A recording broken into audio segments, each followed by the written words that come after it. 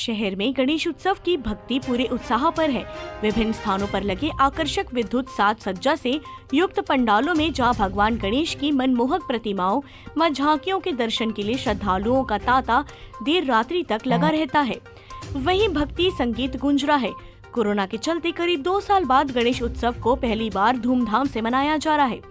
राधा कृष्ण गणेश उत्सव समिति बनियापारा द्वारा प्रतिदिन बच्चों के लिए नए प्रतियोगिता करवाया जा रहा है। कार्यक्रमों में बच्चों ने धूम मचा दी है, जहां भारी तादाद में जुटे गणपति के महिला पुरुष भक्तों ने गणेश उत्सव के हर कार्यक्रम का जी भर के आनंद ले रहे हैं व जमकर लुत्फ उठा रहे हैं।